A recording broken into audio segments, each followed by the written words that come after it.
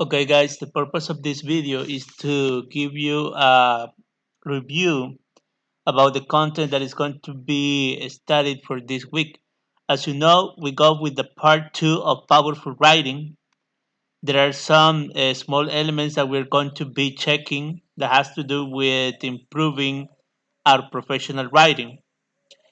Uh, I just start the lesson by telling you to persevere in writing because it's necessary that we never stop trying to improve. It's really important to be a proficient writer in English. It's even sometimes more important than speaking because speak anybody can do it and also right can communicate their ideas. But not anybody can write as a professional. That is a special ability that only few can develop. So that's why I'm telling you try to improve your writing all the time. I left you a message right by the Prince of the Song. I hope you like it and enjoy it. And then we start with the content about avoiding qualifiers. Qualifiers are words that we normally use when we speak, but in writing they give a sense of lack of confidence in what we write. So that's why avoiding them would be good for making our ideas more confident and give a tone of more security in what we said. You can check the examples of how right the effect is taken with a sentence using a qualifier and sentences that don't use a qualifier. Also, I'm telling you to avoid certain words. It's important that when we use words uh, in written English, we avoid this in order to make our writing stronger, right? It makes our writing powerful.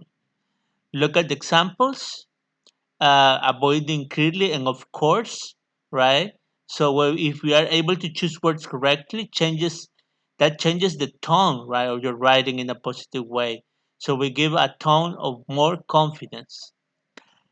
Also, I want to mention something about the vocabulary. As I mentioned in the classes before the emergency happens, is that the more you read, the more you write. But the reason is that is because when you read, you acquire vocabulary. If you only read about things that are easy, common, you're going to be in this level, right, in the tier one. If you only read about topics that are about traveling, about classes, about social life, this is what you're going to get. But if you move to tier two, so you're going to get right to things that are academic, for example, essays, research papers, articles, documentaries. If you read about that, you will go to the second tier, and in that way, right, your vocabulary will improve a lot. And then it's the advanced level when you move to the level that I consider the highest, the tier three, is when you're learning vocabulary that is for technical areas or for specific purposes, as we say sometimes. This is vocabulary that is, for example, is special for medicine, for law, for call centers, for tourism, and other areas, right? So only when you move right to that kind of reading is that you're going to get right to the tier three. Okay, so try to move right from tier one to tier three as soon as possible, guys. It's going to be really helpful in the future for you. Then remember that in vocabulary, we also have to be careful about the number of words and the number of meanings we know about the words we use. Sometimes words can have synonyms, but not because they have synonyms and we want to replace those words in a sentence or in a phrase. All of the time, those meanings are going to be exactly the same.